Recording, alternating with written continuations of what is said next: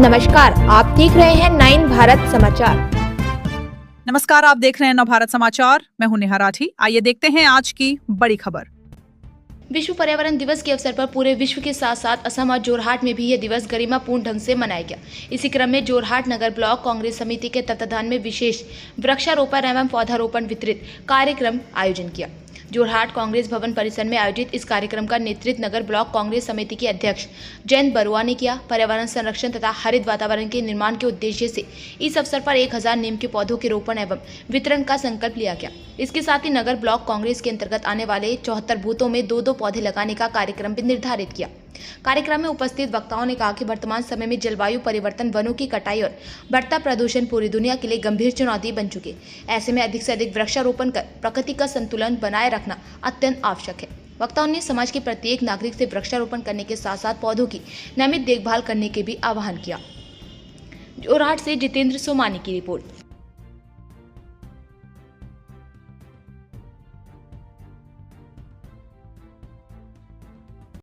সুন্দৰ কৰাৰ ক্ষেত্ৰত আপোনালোকে বিভিন্ন পদক্ষেপ হাতত লৈছে। য'ত যাবৰ আগতে পৰি আছিল তাত এতিয়া বৰ্তমান দেখিবলৈ পোৱা গৈছে যে ফুল ফুলি আছে, টাব ৰুইছে আৰু ৱালসমূহ যোনখিনি আছিলে সেইখিনি অংকন কৰিছে, কালাৰ কৰিছে। গতিকে এইখিনি আচলতে মনলৈ কেনেদৰে আহিলা, যিহেতু আপোনালোক উচ্চ শিক্ষিত উচ্চ যুৱক যুৱতীসকল ওলাই আহিছে, কিমানখিনি আগবাঢ়িছে বুলি বা কিমানখিনি সফল হৈছে বুলি আপুনি ভাবিছে?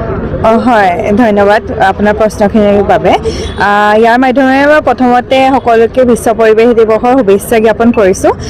আপুনি যিদৰে ক'লে উচ্চ শিক্ষিত ইয়াত কাম কৰিবলৈ কেনেকৈ আহিলে, আচলতে এইখিনিৰ ওপৰত কাম নকৰিবলৈ কৰিব কোনে? আৰু আমি যিহেতু নতুন প্ৰজন্ম, আমি আমাৰ যোৰহাটখন বা গোটেই পৃথিৱীখন চাফ চিকুণ কৰি ৰখাত আমিয়ে দায়িত্ব ল'ব লাগিব, আমাৰে ৰেছপনচিবিলিটি গোটেইখিনি। আৰু যিখিনি জাবৰ আছিলে, আপুনি কৈছে আমি বিভিন্ন দেৱালত অংকন কৰিছোঁ বা বৃক্ষৰোপণ কৰিছোঁ, এনেকৈ বিউটিফিকেশ্যনৰ কামখিনি কৰিছোঁ। এইখিনি আচলতে আমাৰ এইটো নৰ্মেল বিহেভিয়াৰ। মানুহে য'ত জাবৰ পেলাই আছিলে, অতদিনৰ পৰা য'ত জাবৰ পেলাই আছিলে, সেইখিনি মানুহে ডাষ্টবিন হিচাপে চিনাক্ত কৰি লয় আৰু তাত পেলাই থাকে।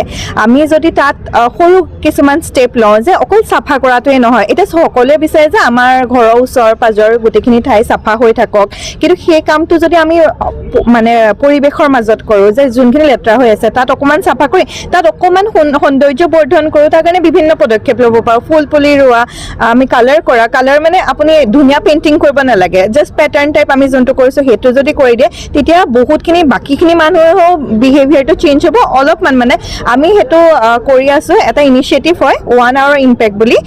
1 hour ইম্পেক্ট মানে সকলোকে আমি যিখিনি নাগৰিক সকলোকে আমি জনাইছোঁ যে আপোনালোকে নিজৰ মাত্ৰ 1 ঘণ্টা সময় দিয়ক, মানে সপ্তাহৰে দিয়ক। সুন্দৰ কৰি ৰাখিবৰ কাৰণে চেষ্টা চলাইছে, কিন্তু একাংশ লোকে পৰিৱেশ বিনষ্ট কৰিবৰ বাবে লাগিছে, য'তে ত'তে আচলতে যাব পেলাই দেখুৱাবলৈ। তেনেকুৱা ছাকচেছ ষ্টৰী আমাৰ 2-3টা আছে। মৃত আচলতে জানখনো আছে, জানখিনি মৃত অৱস্থাত হৈ পৰিছে।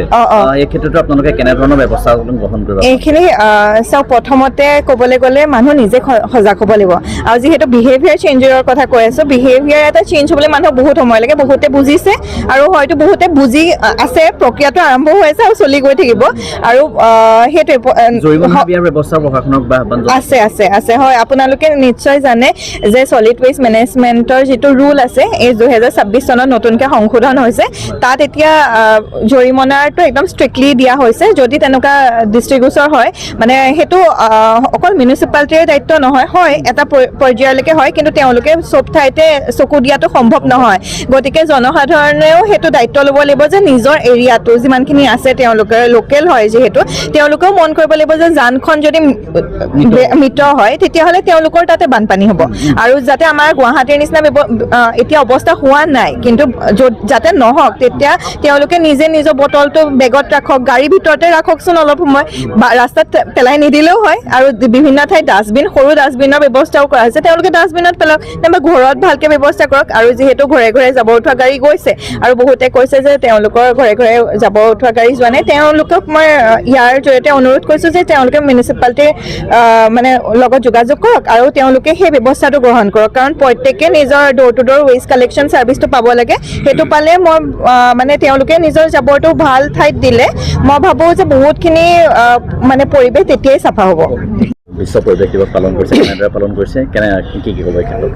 সকলোকে আন্তৰিক ধন্যবাদ জ্ঞাপন কৰিছোঁ। আজি সমগ্ৰ বিশ্বৰ লগতে আজি যোৰহাট নগৰ ব্লক কংগ্ৰেছ কমিটিৰ উদ্যোগতো যোৰহাট জিলা কংগ্ৰেছ কমিটিৰ বাকৰিত আমি আমাৰ বিশ্ব পাৰিপাৰ্শ্বিকতা দিৱস পালন কৰিছোঁ। 1972 চনতে ইউনাইটেড নেশ্যনৰ তত্বাৱধানত ডিচেম্বৰ মাহত এখন মিটিং হৈছিল ছুইডেনত। তাৰ পাছত পৰৱৰ্তী কালত 1973 5 জুন বিশ্ব পাৰিপাৰ্শ্বিকতা দিৱস ৱৰ্ল্ড এনভাইৰনমেণ্ট ডে হিচাপে পালন কৰিবলৈ সমগ্ৰ বিশ্বতে এটা সিদ্ধান্ত লোৱা হৈছিল। আৰু এই সিদ্ধান্তৰ পাছত আমি আজি এতিয়া প্ৰায় 50 বছৰ অতিক্ৰম হ'ব, প্ৰায় 50 বছৰে হৈছে। সমগ্ৰ বিশ্বত যি পাৰিপাৰ্শ্বিকতা দিৱসত প্ৰদূষিত এলেকাত যিবিলাক ঘটনা ঘটিছিল তাৰ প্ৰিভেণ্টিভ মেজাৰ হিচাপে এই দিৱস পালন কৰা হয়। আজি প্ৰদূষিত বুলিলে অকল বায়ু প্ৰদূষণেই নহয়, বিশেষতভাৱে আমি লক্ষ্য কৰিছোঁ যে গছপুলি খুব ৰুৱে, চাফা চিকুণ অকণমান কৰে, থৈ দিয়ে। এই আচলতে বিশ্ব প্ৰদূষণ মুক্ত কৰিব নোৱাৰে। বিশ্ব প্ৰদূষণ বুলিলে আমাৰ বায়ু প্ৰদূষণ, পানী প্ৰদূষণ, মাটি প্ৰদূষণ, শব্দ প্ৰদূষণ, এই কেইবাটাও প্ৰদূষণ মিলিহে আচলতে এটা প্ৰদূষণ। এই সকলোবিলাক নিবাৰণ কৰিবলৈ হ'লে আমি বিভিন্ন পৰ্যায়ত অনাগত দিনত নেক্সট জেনেৰেশ্যন বা নিউ জেনেৰেশ্যন যিবিলাক আছে তেওঁলোকক এইটো এটা সজাগতা দিব লাগিব। আজি কি গছপুলি বিতৰণ? আজি আমি যোৱা প্ৰায় 10 বছৰ ধৰি আমি সমগ্ৰ অসমতে বিভিন্ন জেগাত নিম পুলিয়ে ৰুইছোঁ। আজিও গতিকে আমি প্ৰায় 1000 নিম পুলি ৰোৱাৰ সিদ্ধান্ত লৈছোঁ। ইয়াৰ লগে লগে যোৰহাট পৌৰসভাৰ 3জন শ্ৰমিকক তেওঁলোকে জাবৰ নিষ্কাশন কৰা শ্ৰমিকক আমি সম্বৰ্ধনা জনোৱা, আৰু 2জনকৈ আমাৰ ইয়াত অফিচ বিয়াৰ আছে তেওঁলোকক সম্বৰ্ধনা জনোৱা, আৰু আমাৰ প্ৰায় 19টা ৱাৰ্ডৰ 74টা বুথ আছে। এই 74 বুথত 2টাকৈ গছ পুলি যাতে তত্বাৱধান লৈ ভালকৈ ৰুব পাৰে, প্ৰায় 150 পুলি হ'ব, ৰোৱাৰ ব্যৱস্থা কৰিছোঁ। ইয়াৰ লগে লগে আমি ৰাজমাহ পুখুৰী গিয়া আমাৰ চিকেবি কলেজৰ ৰাস্তাটোত গান্ধী পাৰ্ক, অমৰাৱতী বৃদ্ধাশ্ৰম বিভিন্ন জেগাত আমি কাৰ্যসূচী লৈছোঁ। এই আজি 1000 নিম পুলি ৰোৱা আমি কমপ্লিট কৰিম, আৰু তেতিয়া এই যি বায়ু প্ৰদূষণ আমি অকণমান কিছু পাৰিলেও সকাহ দিব পাৰিম বুলি অনুভৱ কৰিছোঁ। গতিকে আজি আমাৰ এই বুথৰ লেভেলত যিখিনি কাম কৰা হৈছে এইখিনি একদম মেণ্ডেটৰী কৰিছোঁ, কৰিব লাগিব। কম কৰি দিছোঁ, এটা বুথত 2টাকৈ পুলি দিছোঁ, 2টা পুলি কিন্তু সম্পূৰ্ণ তত্বাৱধানেৰে ঠিককৈ ডাঙৰ দীঘল কৰি ৰুব লাগিব। বহু ক্ষেত্ৰত আমি দেখোঁ যে গছপুলিটো ৰুৱে সেইখনতে শেষ হৈ যায়। ৱৰ্ল্ড এনভাইৰনমেণ্ট এটা মানে গ্লেমাৰৰ নিচিনাকৈ কামটো কৰে, সিমান প্ৰতিপাল নকৰে। গতিকে এই ক্ষেত্ৰত আমি বাইণ্ডিংছ কৰি দিছোঁ, মিনিমাম 2টা পুলিকে ৰুব। ইয়াৰ লগে লগে আমি আমাৰ মাজত নিমন্ত্ৰণ কৰি আনিছোঁ নেশ্যনেল লেভেলৰ এটা NGO সাহস। আপোনালোক আগবাঢ়ি আহকচোন তেওঁলোকৰ মাটিত। গতিকে সাহসক তেখেতে যোৰহাটত যোৱা প্ৰায় 3-4 বছৰ ধৰি তেখেতসকলে বিভিন্ন টিমৱৰ্ক হিচাপে জাবৰ নিষ্কাশনৰ ক্ষেত্ৰত যোৰহাটবাসীক যথেষ্ট সহায় কৰি আহিছে। তেওঁলোকক উচ্চ শিক্ষাৰে শিক্ষিত আৰু গোটেই নেশ্যনেল লেভেলত বিভিন্ন জেগাত ভাৰতবৰ্ষত কৰি আছে। তেখেতসকলকো আমি নিমন্ত্ৰণ জনাই আনিছোঁ।